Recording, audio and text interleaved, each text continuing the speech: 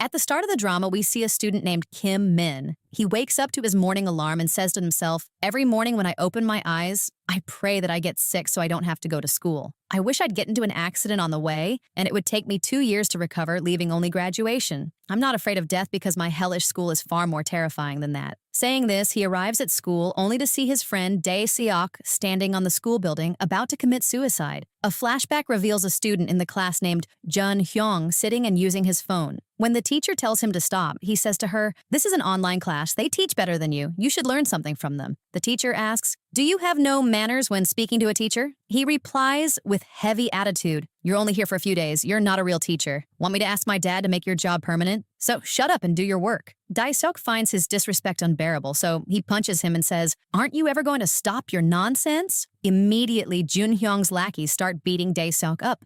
The teacher tries to stop them, but they grab her too. No one else helps Dae-seok. After brutally beating him, they dress him up in a bizarre outfit and parade him around the school to humiliate him. Seeing all this, Kim Min goes to report them to the teachers. However, he overhears them talking in their office. One teacher says, "These kids have become so wicked. What on earth do we do with them?" Another teacher responds, "Don't even dream that they will change just because we scold them. Things have gotten far worse. The school went to ruin the moment corporal punishment was banned. I don't even feel like teaching them anymore. Be grateful a student hasn't stabbed us with scissors yet. Remember what happened 2 years ago? A teacher was murdered just like that. It could happen to us too, which is why I don't say a word to these kids." The scene returns to the present, where Dae-seok jumps off the building and commits suicide. His blood pools and flows right to Kim Min's feet, leaving him utterly terrified. Shortly after, the police arrive at the school. Kim Min thinks, maybe now Dae-seok will get justice, and these monsters will be punished.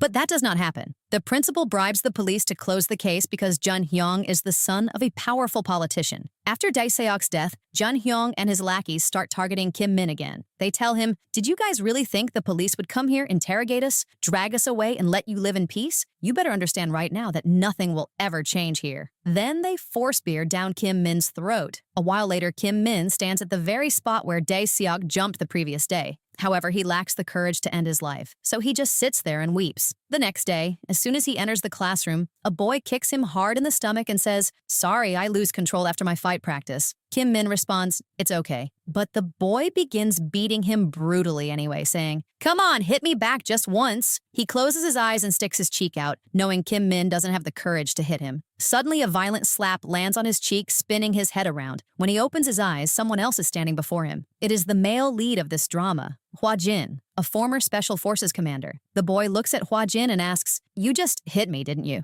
Who the hell are you?" As he steps toward him, Hwa Jin says, "Don't forget your manners when speaking to adults, kid." With that, he lands another hard slap on the boy's cheek. The boy charges to strike back, but Hwa Jin hits him so hard that he slides across the floor and loses consciousness. Walking over to him, Hwa Jin says, "Come to school to study, not to play gangster." Jun Young arrives at that moment and asks, "Who are you?" Hwa Jin replies, "I'm the new teacher at this school." Jun Young sneers, "Oh, so you're a teacher. But teachers aren't allowed to hit students, everyone. Record this on your phones." The students start filming. Right on camera, Hwa Jin beats them up even more, saying, "Make sure you get a good angle. Reels like this are going viral these days." The principal rushes in, stops Hwa Jin, and demands, "Who are you?" Hwa Jin holds up his ID card and says, "I am an Education Rights Protection Bureau inspector." The principal screams, "Can a teacher hit a student like this?"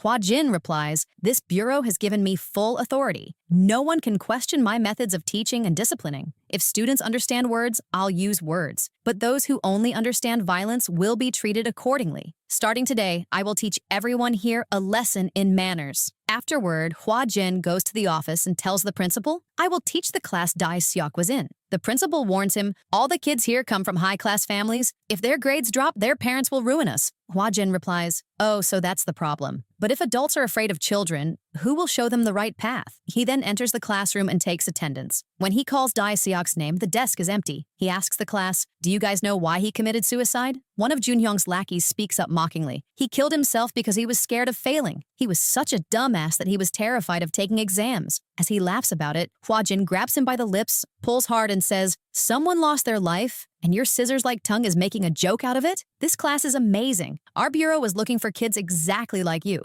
Now, everyone get into a push-up position. I will count to 3. With that, he immediately shouts, 3. The students quickly drop into a push-up position, but Jun Hyung barks at them to sit back down in their seats. He tells Hwa Jin, "They are more afraid of me than they are of you." Hua Jin smiles. Well, that makes my job easier. It means if I scare you, everyone else will fall in line. Saying this, he grabs Junhyung's face, slams it against the desk and says, starting today, your life will be nothing short of hell. While pinning his ear to the desk, Hua Jin slams his fist down hard on the table. The deafening sound ruptures Junhyung's eardrums. Trembling in pain, Junhyung is the first to get into the push-up position, and the rest of the students quickly follow suit. Later, during lunchtime, Junhyung cuts the food line. When Hua Jin tells him to go to the back, Junhyung defiantly grabs food with his bare hands, puts it on his plate, and dumps it straight into the trash can. Suddenly, a powerful kick strikes him from behind, dumping the contents of the trash can all over him. Hua Jin says in a sweet, mocking tone, "Oh, you're a politician's son. You won't look good wearing such a dirty uniform." He wipes Junhyung's face with a dirty mop rag, leaves it on top of his head, and adds, "Wow, you look just like a little princess." Everyone else make a reel of this. Seeing this, all the students make fun of Junhyung.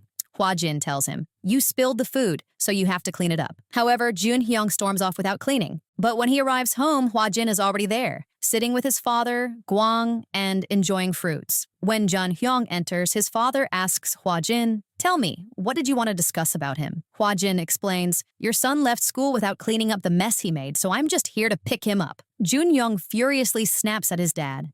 "He is targeting me on purpose. He wants to frame me for Dae Seok's case." Hearing this, Gwang loses his temper as well. Ignoring him, Hua Jin grabs Junhyung by the ear and begins dragging him out. Gwang warns him, "You are making a huge mistake." Hua Jin retorts, "Disciplining your son will never be a mistake." He takes him back to school and forces him to clean the toilets. While cleaning, Junhyung deliberately bangs his own head against the toilet bowl. Shortly after, Gwang arrives at the school and demands, "How did my son get a head injury?" Hua Jin replies, "I told him to clean the toilet, not smash his own head." Gwang asks, "So did he do this just to frame you?" Hua Jin says, "Yes, exactly, because if I had beaten him, the injuries wouldn't be this minor." Controlling his rage, Gwang says, "It seems you fear no one." Hua Jin responds, "If a doctor is afraid of their patient, how will they treat them? If a lawyer is afraid of their client, how will they defend them? Likewise, if a teacher is afraid of their students, how will they teach them?" Gwang threatens, "If I interfere in this matter, the consequences will be severe." Hua Jin counters, "The ERPB is a national bureau. You will have to fight the entire country." Meanwhile, Jun Hyung and his lackeys beat up Kim Min again, claiming he was the one who complained to the Education Bureau to bring Hua Jin here. After the beating, Kim Min goes up to the terrace. As he gathers the courage to jump, Hua Jin grabs him from behind and says, "Your life is in my hands now. Should I save you or should I let go?" Trembling with fear, Kim Min pleads, "Please save me." Hua Jin pulls him back and throws him onto the floor. Taking him down to the schoolyard, Hua Jin asks, "Junhyung and his gang keep beating you up. How long are you going to keep taking it?" Kim Min asks, "If I hit them back, will anything really change?" Hua Jin replies, "Who said anything about hitting them back? You should just run away." Kim Min says,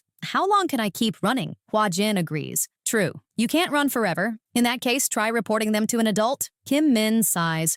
"It won't make a difference." Hua Jin urges him, "You have to keep trying until it does. There are still good people in this world." Following this, he trains Kim Min on how to run fast and takes him to the cafeteria to eat together. We then see Gwang visiting the Minister of Education, Gang. Gwang says, "I heard you created the Education Bureau. Why did you feel the need to build it?" Minister Gang answers, "Because it pains me. You must have heard about the teacher who was murdered by her own student 2 years ago. I created this bureau to fix the condition of our schools so that nothing like this ever happens again." Gwang says, "Shut down this bureau." He then threatens him indirectly, saying, "If you do not do this, I will end your political career."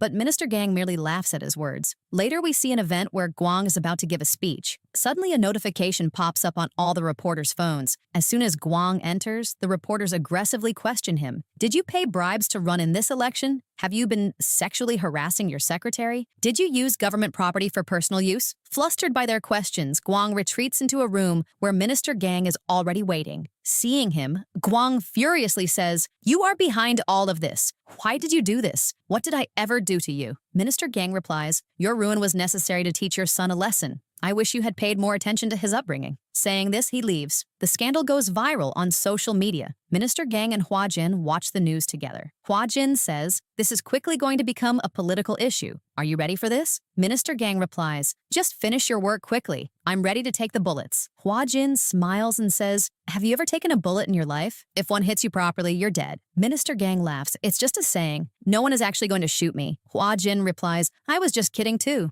On the other side, we see Jun Hyung. Since his bad times have arrived, the same lackeys who used to bully others with him are now targeting him. In desperation, he pours kerosene all over the school and tries to set it on fire. Just then, Hwa Jin arrives and says, "You don't feel a shred of remorse, do you?" With these words, Hwa Jin flicks on his lighter. Terrified, Jun Hyung cowers. Hwa Jin asks, "Why are you scared? Weren't you trying to set things on fire anyway?" He drops the lighter onto the floor and a fire erupts. Jun Hyung screams for help, begging for mercy and apologizing for his actions. Once the fear of death is clearly visible in Jun Hyung's eyes, Hwa Jin puts out the fire, saving him. Grabbing him by the collar, Hwa Jin says, "Just like you, Dae Seok was terrified of death, but he committed suicide solely because of you." A flashback reveals that Dae Seok's father was a business owner. When he found out that Dae Seok was being bullied at school, he protested alone. In retaliation, Gwang ruined his business. Desperate to save his father, Dae Seok apologized to Jun Hyung and begged him, "I won't tell anyone about you, but please don't ruin my dad. Ask your dad to leave my dad alone. I'll do whatever you say." Jun Hyung coldly replied,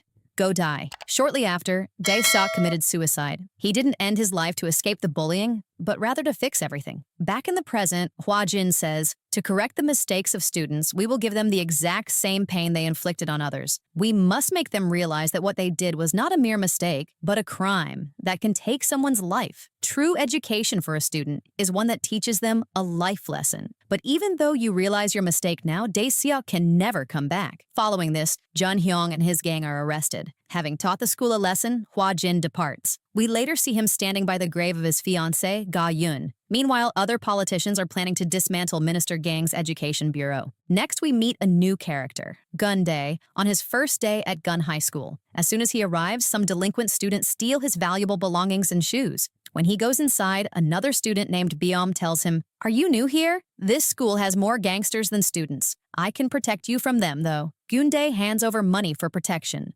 When he enters the classroom, he is shocked to see the students, who look more like street thugs than high schoolers. When the teacher comes to teach, the students disrespect and threaten him, chasing him out of the classroom. In another classroom, a shirtless student sits and tells his teacher, "You're an art teacher, right? Draw this tattoo on me." He grabs her hand and behaves inappropriately. Just then, a student named Park from another class challenges Beom to a fight. As the students from both classes head outside to fight, Beom accidentally punches Gun Dae in the face. Gun Dae says, "Hey, you said you'd protect me from others." Beom replies, "Oh, you're the guy from this morning. Sorry, bro." Just then, Gun Dae meets another student named Kim Ju, who says, "Come over here to the side with me. I'm in your class." Gun Dae asks Kim Ju, "What is going on here?" Kim Ju answers, "They want to become the gangster's lackeys, so they're trying to get his attention. The gangster only takes in people who are good at fighting." Gun Dae asks, "Who is this gangster?" In the next scene, we see the school principal explaining the situation to Hwa Jin. The principal says, "That gangster, Jang Gwon, has formed his own gang. They extort money from other kids. He makes millions of won a month doing this. Why would the other kids study when they see this? They fight among themselves just to get noticed by him so they can join his gang." While Beom and Park are in the middle of their fight, Beom receives a text message from Jang Gwon. He is ecstatic, looking like he has just been handed a massive opportunity. Meanwhile, Hwa Jin tells the principal, "I came here alone on behalf of our bureau to fix all of this." The principal is shocked and exclaims, "Have you come alone to discipline these monsters? These are not normal kids. Before you, a teacher who knew judo and karate came here, but they absolutely destroyed him.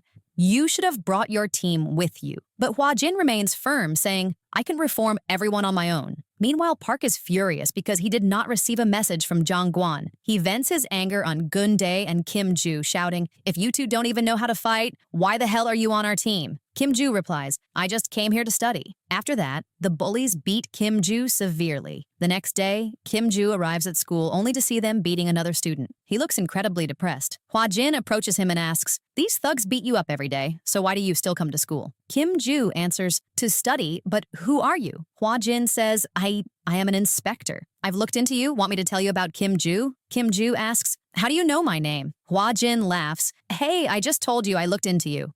Class is about to start. Head inside. Don't worry, because from now on, you'll study so much that you'll get bored of it." Saying this, he sends Kim Ju to class. Just then, Geun-dae approaches Hwa Jin. It is revealed that Geon-dae is not a student, but rather a digital forensics expert and the deputy director of the bureau. Hwa-jin sent him undercover to investigate the school's conditions. Gun-dae had already sent Hwa-jin a video of the gang's assault. Hwa-jin then assigns him another task. Gun-dae goes to the cafeteria and insults all the troublemakers. Angry, they chase him into a classroom. Hwa-jin steps inside and locks the door behind them. Seeing him, Beom says, he is the one who disciplined the kids at the other school. Hwa-jin smiles. Well, it's nice to hear that you're aware of the outside world. Park sneers. Listen, we don't care about age. We don't care if you're a teacher or anyone else. Hwa-jin replies, good to hear. We are keeping track of everything on your tab. Our citizens don't pay taxes so that students like you can play gangster in school. The delinquents charge at him, but none can even touch him. Hwa-jin easily beats them up with one hand. During the fight, he grabs the shirtless student who wanted a tattoo and begins drawing on his face with a pen, warning, stand still or I'll jam this pen right into your eye. Eventually, the boys lie exhausted on the floor. Once they get up, Hwa-jin tells them their new study schedule. This is when and what you will study. He then brings in the teacher and says, these clowns will obey your every word now and will be eager to learn. After studying for a while, Beom and Park complain, we don't understand these spoken lectures. To remedy this, Hwa-jin puts them in his car and takes them for a terrifying, high-speed, practical lesson, leaving both of them completely traumatized. Hoping to teach Hwa-jin a lesson,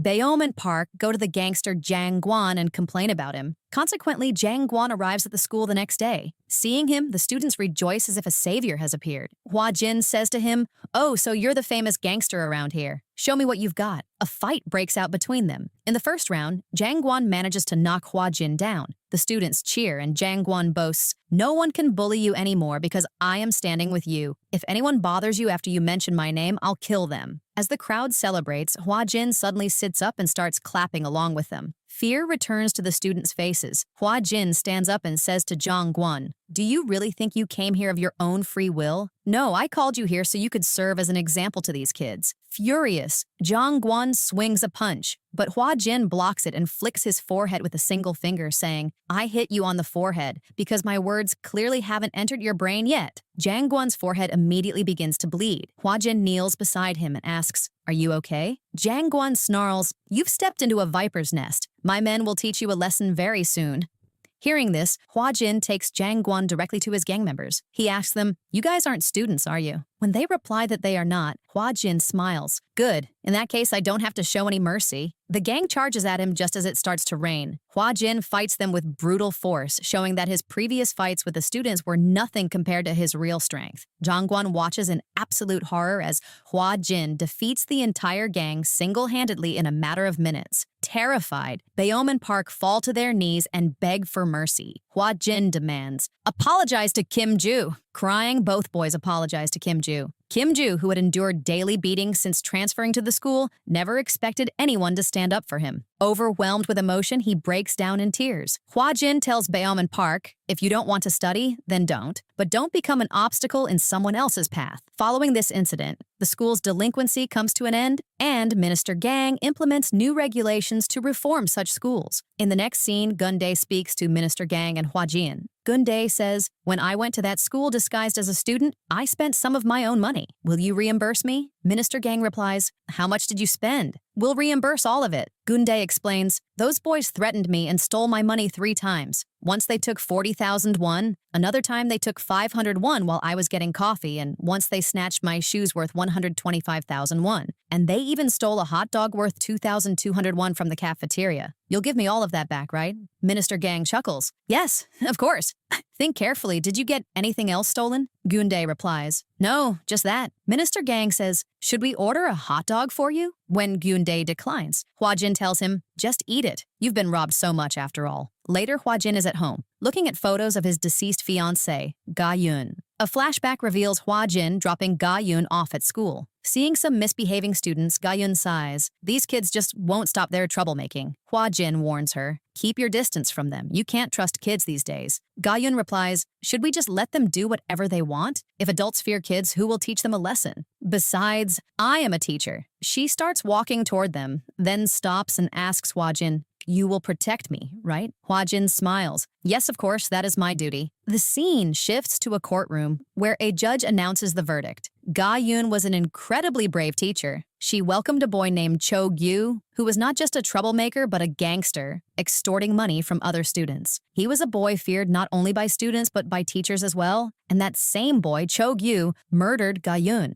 Since Cho-gyu was a minor, he was sentenced to only a few years in prison. Consumed by rage, Hwa-jin tried to run over Cho-gyu's transport vehicle to kill him, but Minister Gang stopped him. Minister Gang said, "Doing this won't bring Ga-yoon back. I will become the Minister of Education very soon. I will establish an education bureau to fix our educational system. That will be true justice for Ga-yoon." In the present, Minister Gang, Hwa-jin, and Gundae discuss a new case. At another school, a teacher was accused of sexually harassing a student and committed suicide the very day he resigned. The court closed the case without a proper investigation or giving the teacher a chance to defend himself, and the issue exploded on social media. Minister Gang asks, "Who made the first post against that teacher?" Gundae replies, "It was a girl named Yeri." He shows her account and adds, "She has a massive following." We then see Yeri doing a live broadcast in her classroom. Her teacher, Ms. Jung, confiscates her phone because class is about to start. Later, another teacher shows Ms. Jung a video online of her cutting a student's hair, edited to make it look like she was abusing the student. Ms. Jung clarifies, "It is not what it looks like. She had chewing gum stuck in her hair, so I was just cutting it out." The other teacher warns, "They have edited the video maliciously to ruin your reputation." The homeroom teacher, Mr. Ko, chimes in,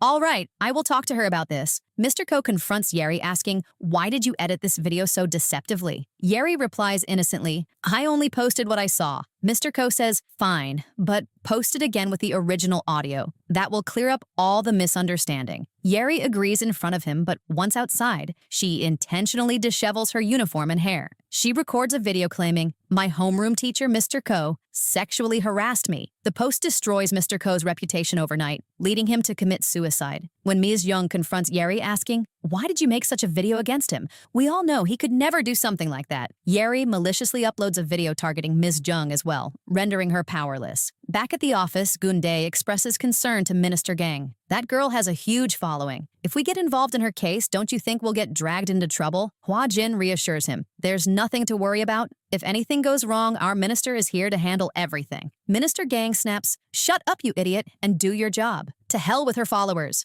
Gundae asks, "What do I need to do at the school this time?" Hwa-jin smirks. "What is there to ask? It's an all-girls high school, so you'll have to go there disguised as a girl." Gundae is shocked and begins imagining himself in a girl's uniform. Hwa-jin snaps him out of it. "Stop dreaming about being a girl. Let's get to work. Actually, I have summoned someone else for this task." The scene shifts to the classroom where the bureau's female agent, Han Rim, arrives as a new teacher. As she introduces herself, the girls ignore her, busy on their phones. Before starting, Han Rim demands everyone hand over their phones. Yeri arrogantly refuses, continuing her live stream. Without even touching the phone, Han Rim stomps on it, crushing it under her foot. She then yells to the class, "I am Inspector Han Rim from the Education Bureau. Starting right now, if anyone breaks the rules in this school, I will punish them. Handing over your phones is just the first step to correcting your behavior." Intimidated, the girls hand over their phones. However, they keep their backup phones. Gundae hacks into their network, triggering emergency alarms on all their hidden devices, exposing them. Han Rim then takes the girls to the schoolyard for intense physical exercise. Hwa-jin arrives, and Han Rim gives him a military salute as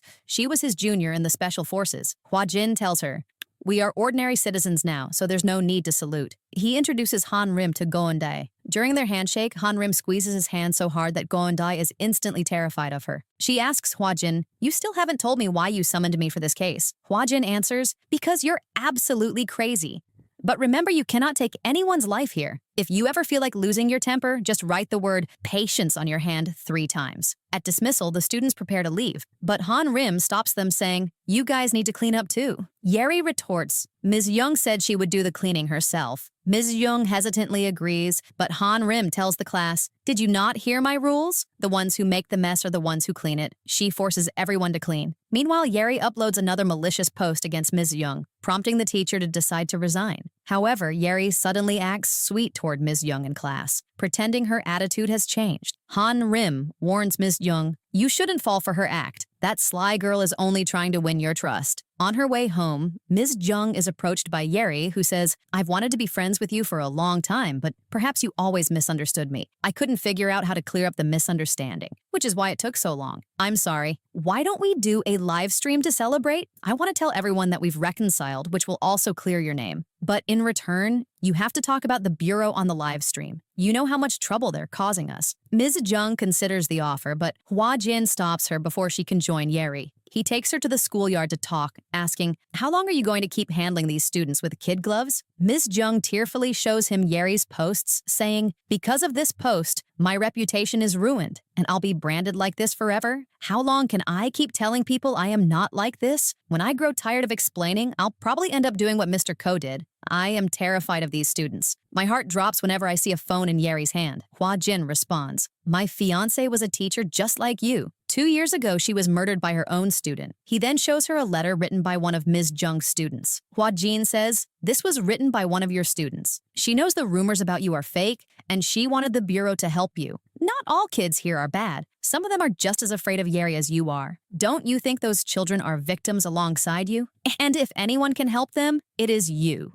The changes we bring when we come to schools don't last long. True change can only be brought by the teachers themselves. All we can do is try to ensure no other teacher suffers like this. So you must not turn away from your duty as a teacher." Empowered, Ms. Jung returns to the classroom. When Yeri asks her to join the live stream, Ms. Jung flatly refuses. Annoyed, Yeri refuses to solve a question on the board when called upon. Ms. Jung punishes her, saying, "Class will not end until you solve this question. I made a mistake by giving you too much leniency, but I will correct it now. From now on, you must study in class. And I'm not doing this for myself, kids. I'm doing this for you. It is our duty as teachers to show you the right path." Class continues late into the night until Yeri finally complies. That night, a furious Yeri drafts a post to ruin Ms. Jung, but as soon as she uploads it, the post is automatically deleted. She panics, crying, "Wait, I didn't delete that. How did it happen?" One by one, all her fake rumors are deleted from her account. Suddenly, a complete, unedited video of the classroom incident is uploaded to her page,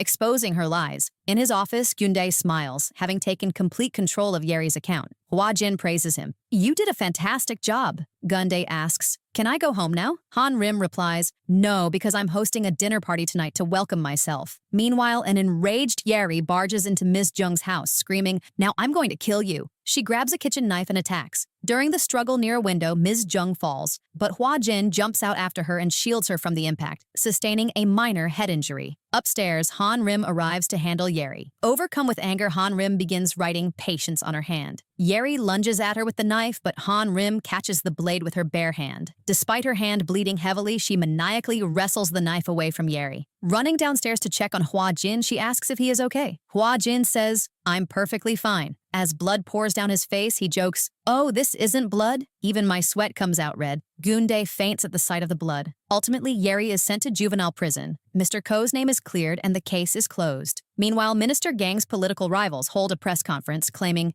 "You all remember the teacher Ga Yun, whose death led to the creation of the ERPB. Her father is none other than Education Minister Gang, and she was also the fiancée of Inspector Hua Jin. This bureau of theirs always targets students because these people are merely seeking revenge for the deaths of their daughter and fiancé. They aren't fighting for anyone's protection." Elsewhere, Gyundae is busy typing a transfer request. The people here are harsh and strange. They don't care about anyone. Minister Gang appears behind him and reads aloud, "Therefore, I am submitting my application for transfer." Startled, Gyundae looks up. Minister Gang says, "Provide a solid reason for a transfer." Harsh and uncaring won't cut it. Just then, Hua Jin enters. Minister Gang scolds him, "What do you think of yourself? Where have you been until now? Look at the time." Hua Jin smiles. "Sir, I arrived exactly on time." Gyundae then presents a report on a new case where a student assaulted his teacher in front of everyone. The team heads to the school. The victimized teacher, Mr. Cheon, is highly respected and considered a role model by both staff and students. Hua Jin interviews Mr. Cheon, while Han Rim questions the student Park Eung,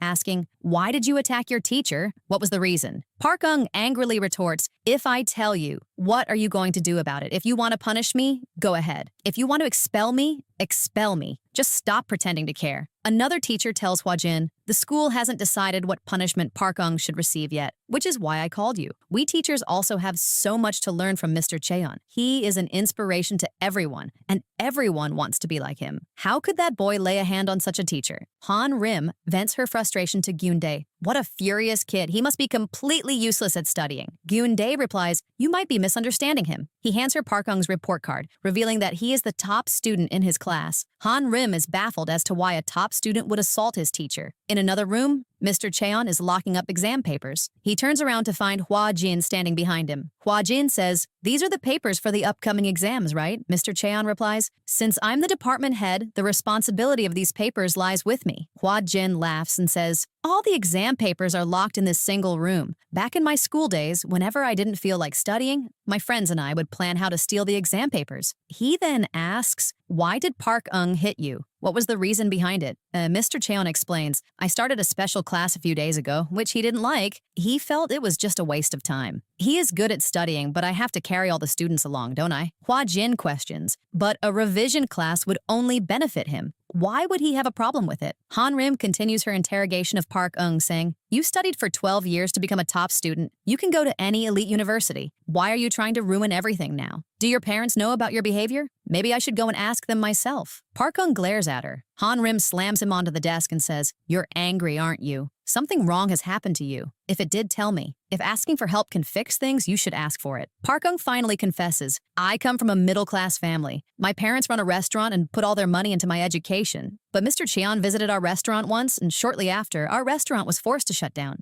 Even in that situation, my parents managed to find a private tutor for me. But once I mentioned it to Mr. Cheon, my tutor immediately stopped teaching me. This cannot be a mere coincidence. Meanwhile, Gyun-dae goes undercover at a private tutoring academy run by Mr. Cheon. A suspicious instructor corners him, but Kim Joo suddenly appears and defuses the situation by saying, hey Gyun-dae, what are you doing here?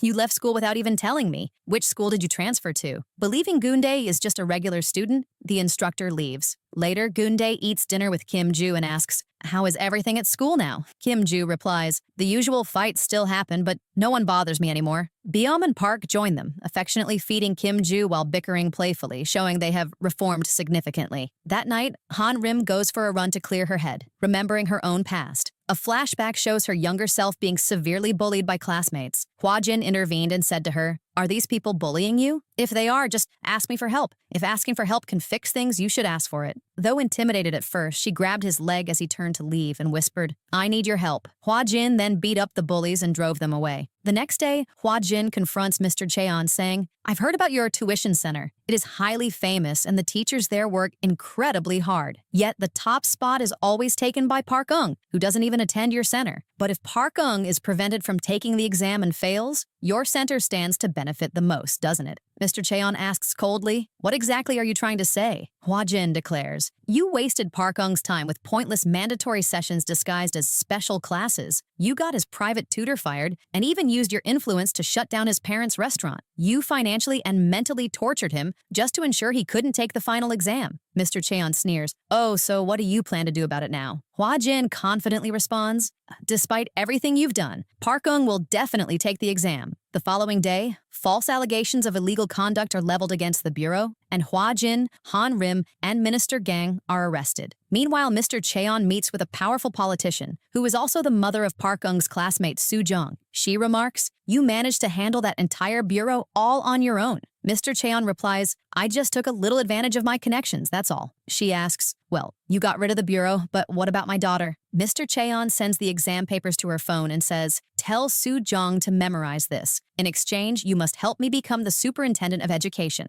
She joyfully agrees. With the rest of the team in jail, Gyun-dae visits them. Minister Gang barks, you wanted a transfer, didn't you? Go get your transfer letter. Gyun-dae protests, no, I don't want to transfer anymore. I've changed my mind. Minister Gang yells, I told you to go get it. Terrified, Gyun-dae brings the letter, which Minister Gang signs. During the exams, Soo-jung cheats using the answers she memorized, not even reading the questions. After a week, the team is released from jail, but Minister Gang faces a hostile press conference accusing the Bureau of unjustly targeting Mr. Cheon. In the classroom, Mr. Cheon is shocked to find that Soo-jung scored 0 on her exam. He realizes the exam papers were swapped, panics, and tries to halt the testing. Hwa-jin enters the room and says, there is no need to stop the exam. Everyone, stay in your seats. A flashback reveals that Minister Gang did not sign Gun Dai's transfer letter. Instead, he had written a note, "Swap the exam papers." Gyun Dai had successfully executed the swap. Hua Jin explains to the class, "I didn't change the paper. I merely scrambled the question order." He then plays an audio recording of Mr. Cheon leaking the exam to Soo Jung's mother, exposing his corruption. Mr. Cheon is arrested, the public's support shifts back to the bureau, and Park Eung thanks the team as they leave. In the next arc, we see a depressed kindergarten teacher named Ji Seon on the verge of suicide. Han Rim stops her, saying, "Today is the mental health checkup for the school's teachers. It's time, so please come to the examination room." Test results confirm her poor mental state. Han Rim tells her, "Your mental health test results aren't good. Therefore, you won't be coming to school for a while. Another homeroom teacher will take your place." A flashback shows Ji Seon's mother bringing her daughter's diary to Hua Jin, begging, "My daughter is in deep trouble. Please, you must help her." Hua Jin takes over her class, but the chaotic toddlers ignore his loud commands, requiring him to clean up after them and deal with constant crying tantrums. Exhausted, Hua Jin reads Ji Seon's diary. Her initial entries are joyful, but a student named Woo Jin is noted for having low confidence. Woo Jin's mother asked Ji Seon, "If I need to discuss anything about Yoojin, can I text you?" Ji Seon agreed. Soon the mother began micromanaging her via text, writing, "Your voice sounded very harsh when you spoke to Woojin today. Don't speak to him like that or his confidence will drop. Do not scold him. Even if he is at fault, you must take his side.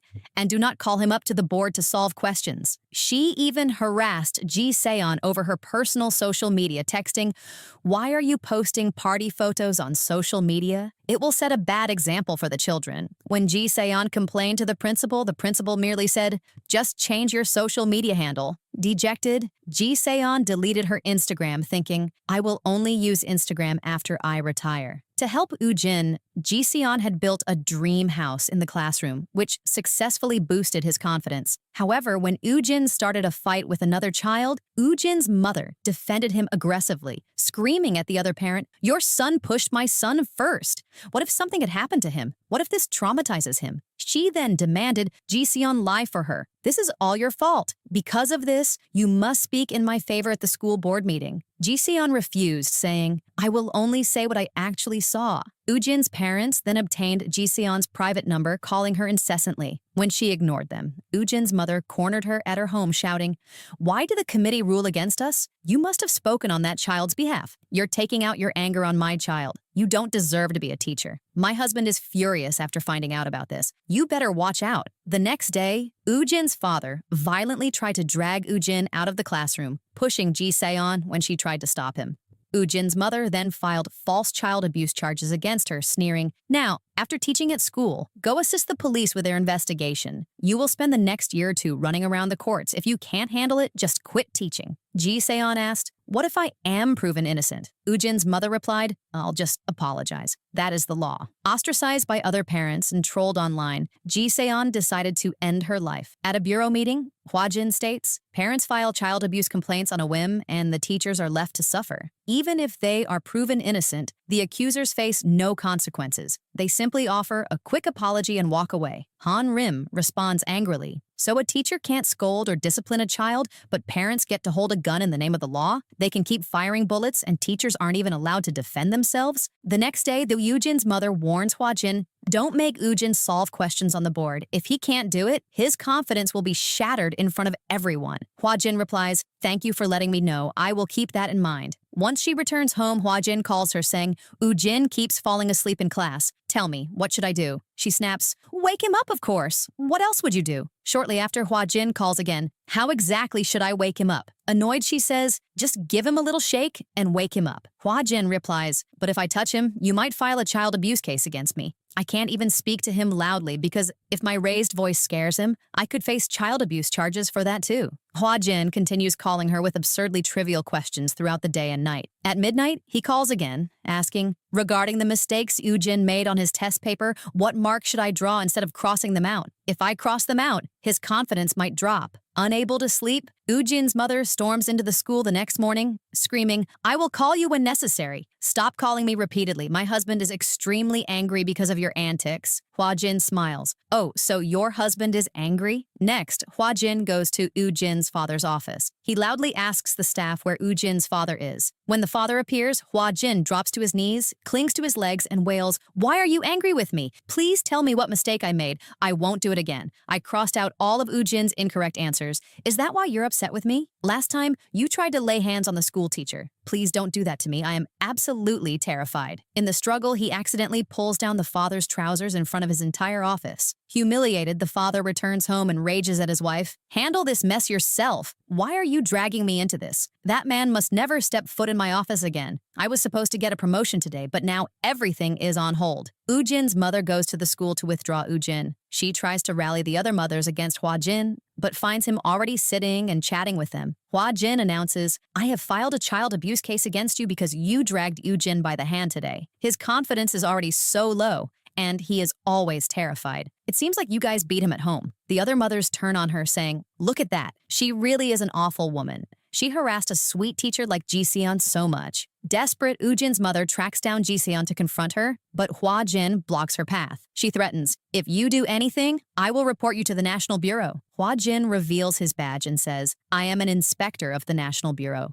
She cries, I did all of this for my child. What parents wouldn't protect their child from pain? Hua-jin retorts, then you should have thought about Ji-seon's parents too. She replies selfishly, I only care about my own child. Hua-jin then shows her a heartwarming scene of Ujin hugging Ji-seon inside the dream house, where Ujin tells the teacher, I was so scared, which is why I wanted to meet you. I'm sorry my mom caused you so much trouble. Ji-seon replies, you don't need to apologize. For their harassment and false charges, Ujin's parents are sentenced to 5 years in prison and a 3 million won fine. Minister Gang announces a new protection policy. From now on, if any parent files a child abuse case, an inspector from our bureau will investigate it first. If the teacher is found guilty, they will be punished. But if they are innocent, they will be protected. Ji-seon happily returns to teaching. While driving at night, the inspectors spot a group of minors who have stolen a car. Among them is a girl named Yoon-jin, who looks visibly unwell. When Hua-jin tries to block them, they hit his car and flee, throwing fireworks at him during the pursuit. Hua-jin eventually corners and brings them to the precinct. However, as minors, they are quickly released with a brief apology. Han-rim asks Yoon-jin, has something bad happened to you? Who are these boys? Yoon-jin replies, we are all friends, and we were just partying together. A teacher tells Hua-jin, our school is exhausted dealing with these 4 boys. They know full well that they are minors, so no matter what crime they commit, they are let go with a simple apology. Outside, the boys vandalize the bureau's car. An enraged Minister Gang orders, so these are those 14-year-old minor students? Start working at their school from tomorrow. The team goes undercover at the school. While Han-rim searches for Yoon-jin, she finds her locked inside a locker by a delinquent named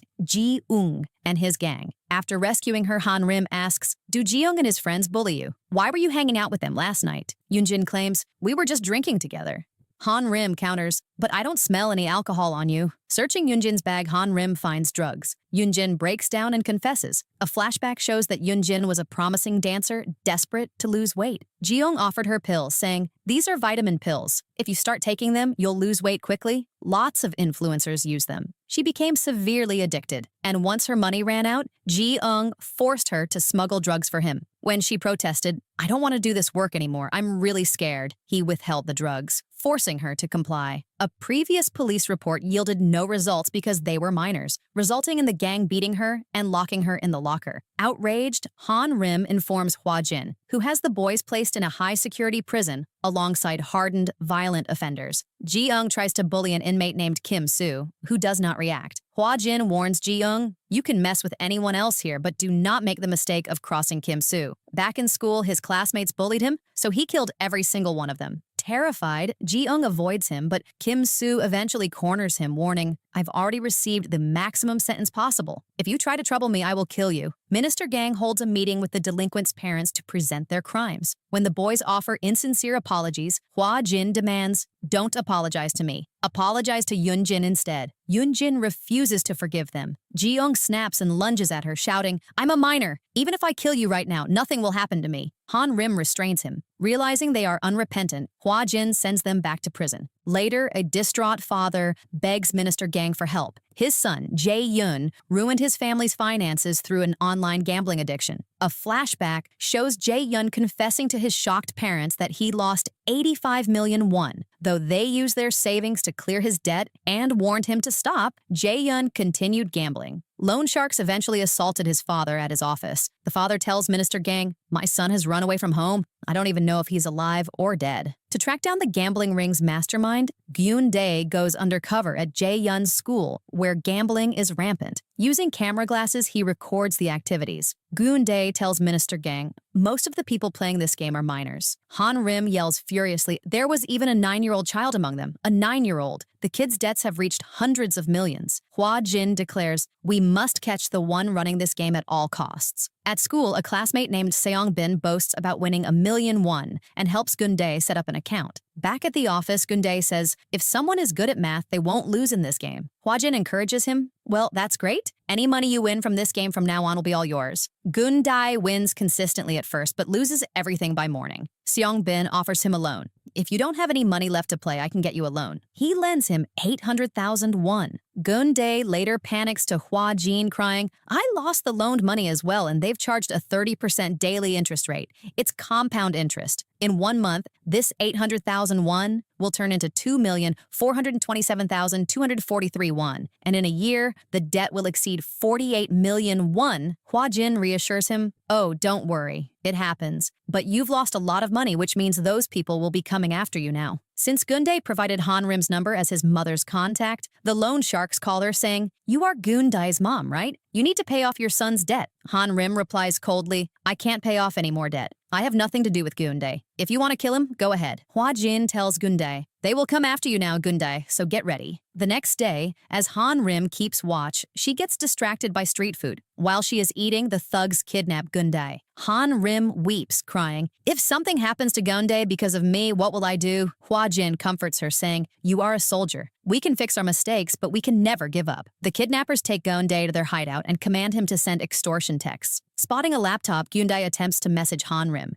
Jae-yun, who is also held captive there, warns him, don't do that. There are CCTV cameras here and they are watching our screens. For speaking, Jae-yun is severely beaten. When the gang's server crashes, Gun-dae offers, I can fix this. I have a lot of computer knowledge. He is taken to the boss and successfully restores the system, earning him special treatment. Meanwhile, Han-rim interrogates Seong-bin, demanding, find those bastards' website. Tracking the site, they locate Gun-dae's GPS coordinates and storm the hideout. Han-rim beats up the thugs while shouting, have you seen Gun-dae? His eyes are small, but they sparkle. He looks a bit like a pumpkin, but if you look closely, he's very cute. He is tall and incredibly smart. Hwa Jin mutters, oh, so he is cute. Han-rim rescues Gun-dae and asks, are you hurt anywhere? Gun-dae points upstairs, saying, never mind me right now, their boss is upstairs. Hwa Jin says, take these boys and go. I'll handle the boss. He fights his way to the rooftop, pursues the fleeing boss, and subdues him for the police. The captive boys are returned to their families. Hwa Jin lectures Seong-bin and Jae-yun. You guys think you are the victims, but the real victims are your parents. Their house, their jobs. Everything is gone just to pay off your debts. What about your mother, who is now washing dishes at a hotel because your father has to keep an eye on you so you don't get trapped in this game again? And your father begged everyone and went door to door pleading for help just to save you. Remorseful, the boys resolve to help their families. Due to these victories, Minister Gang's popularity surges, worrying his political rivals. Next, the Bureau conducts mandatory health screenings at an elite preparatory school. During an exam, a top student named Hyun Min suffers a severe nosebleed. The inspectors take him to the clinic. His mother arrives and, ignoring his condition, asks, did you take the exam? When he replies that he could not finish, she drags him away, saying, let's go, take the exam. Hyun Min protests, I am not feeling well. She replies, you stayed up all night studying, that's why you're tired. I will give you your medicine. She hands him illegal focus-enhancing drugs. When his results fall short of her expectations, she emotionally blackmails him, crying, why aren't you focusing on your studies? Don't you feel any pity for me? I have to make so many sacrifices for you. Can't you even study hard? A flashback shows she strictly rationed his food, saying, if you eat too much, you will feel sleepy. So only eat this much and focus on your studies, while gradually getting him addicted to stimulants. Hyun Min's toxicology report reveals a lethal concentration of drugs in his system. Hwa Jin and Han-rim rush to his house to find his mother about to administer another pill. When she refuses to open the door, Han-rim breaks through the window and rescues Hyun Min. Hua Jin confronts the mother. Why are you giving him drugs? She lies. I didn't know it was drugs. Hua Jin retorts. But did you not see the changes in him after taking these pills? That is impossible. You knew everything and chose to ignore it. She screams, he is my son, and I want him to go to medical college. Hua Jin replies, if you love medical college so much, why don't you go yourself? He locks her in the house with study materials, declaring, you will only be allowed to see Hyeon Min when you are capable of passing the medical college entrance exam yourself. Recovering in the hospital, Yeon Min tells Gun-dae, I took those pills because I didn't want to die. Gun-dae responds, why should you have to die? Along with these pills, throw away everything that is forcing you to want to die, even if it is your studies. Hyeon Min asks, then what will I do? Gun-dae smiles, do whatever your heart desires, whatever you like. Later, Hua Jin brings the mother to visit. She immediately asks, is your studying going well? Hyeon Min firmly tells her, I don't want to go to medical college. I will keep studying, but I will take the exam next year because this year I need to get treated. He hugs her and departs, choosing his own well-being over her expectations. Upon his release from prison, Cho-gyu returns to school, sparking protests from parents who complain, a murderer should not be allowed back in school. Our children are not safe with him. On his first day back, Hwa Jin warns him, behave yourself and do not repeat your mistakes. Later, a student named Chi-ho relentlessly bullies his classmate Seong-gu, stealing his social media and bank passwords to run scams and order expensive goods in Seong-gu's name. Lacking evidence, Seong-gu suffers in silence. Cho-gyu brings Seong-gu to Hwa Jin and says, this is Inspector Hwa Jin from the National Bureau. Tell him all of your problems. He will help you. To catch Chi-ho, Han Rim goes undercover as a student. Under the pretext of connecting to the Wi-Fi, she accesses Chi-ho's phone, allowing Gyun-dae to hack and mirror his accounts. They subject Chi-ho to the same digital harassment he inflicted on Seong-gu. Chi-ho files a complaint with the school violence committee, but Hwa Jin presents absolute proof of Chi-ho's systematic abuse of Seong-gu, destroying Chi-ho's defense. A furious Chi-ho confronts Cho-gyu, shouting, I did everything you told me to. You said if I got an expensive lawyer, I would win. A flashback reveals that Cho-gyu had manipulated Chi-ho into filing the false complaint to create a scandal. Cho-gyu replies coldly, everything happened exactly as I planned. Chi-ho yells, what nonsense are you talking about? My life is ruined because of the National Bureau. Now only my death can fix this. And what do you mean you planned all of this? Cho-gyu suddenly pushes Chi-ho off the building to his death. Cho-gyu then delivers a voice recording of Chi-ho's final words to Minister Gang's political rival, saying, you can use this recording however you like because my goal is the same as yours, to destroy the National Bureau. The rival broadcasts the recording to the media, declaring, everything that happened to Chi-ho is entirely because of the National Bureau. Cho-gyu leads public protests outside the school. Hwa Jin confronts him, asking, I've been wondering why you returned to school. Why did you help that student and bring him to us, and why are you now protesting against us? Cho-gyu laughs.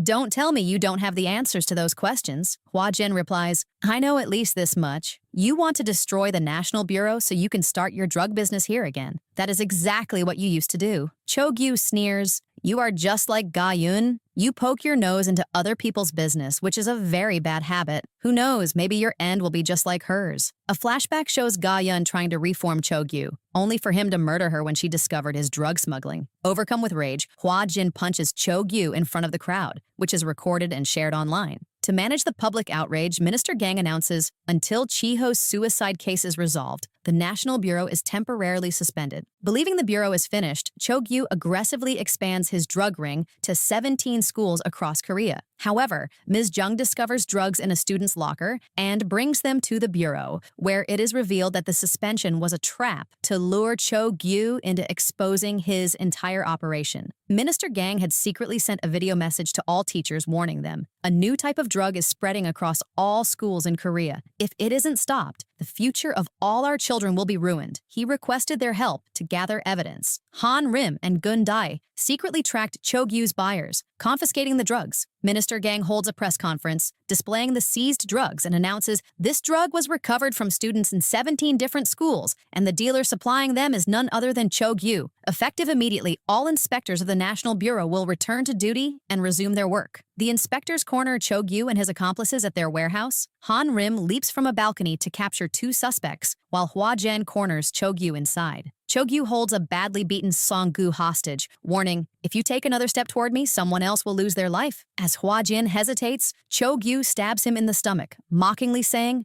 Go to Ga Yun now and tell her to forgive me. Han Rim arrives and rescues Seong-gu, while Hwa Jin blocks Cho-gyu's next strike, saying, now it's my turn. He repeatedly slaps Cho-gyu, declaring, children come to school to study and find happiness, which is their absolute right. If anyone stands in their way, they will be taught a lesson. Defeated, Cho-gyu begs, please give me one more chance. Hwa Jin replies, 1,000 chances are useless if a person has no desire to change themselves. Cho-gyu laughs tearfully, remembering Ga-yun's identical final words. Wow, you two really were the perfect couple. Do you know what Ga-yun said right before she died? She said, you can't do this. Even in her final moments, she was looking for goodness in me. But I don't want to hear any of this. Stop this act. I don't want any chances. Just kill me and get it over with. Hwa Jin spares him, saying, listen, Cho-gyu, you don't have to be like this. Change yourself and make a fresh start. Cho-gyu is imprisoned, and Seong-gu is hospitalized. Later, the four gather at Ga-yun's grave. Watching Ga-yun-dae coordinate their schedule, Minister Gang whispers to Hwa Jin, lately I've started feeling a bit scared of him. Hwa Jin agrees. Yeah, he has started thinking of himself as the boss. Whenever I look at him, he starts assigning work. Walking back, Gun-dae takes Han Rim's hand. She asks, why did you grab my hand? Gun-dae blushes. There was a rock there, so I thought you might trip. Han Rim presses. Even so, why grab my hand? Gun-dae stammers, I was just helping. Han Rim smiles. Helping? By holding my hand? Minister Gang asks Hwa Jin, what is going on between them? Hwa Jin chuckles. They both like each other, but they are completely oblivious to it. Gun-dae calls out, let's go quickly or we'll be late. In the final scene, the team arrives at a sports facility where an abusive coach is beating his students. Hwa Jin steps forward and says, even with us around, you guys haven't learned any manners. That is why, starting today, I will teach you a lesson in discipline. With a powerful slap, he knocks the coach down, bringing the drama to a triumphant close.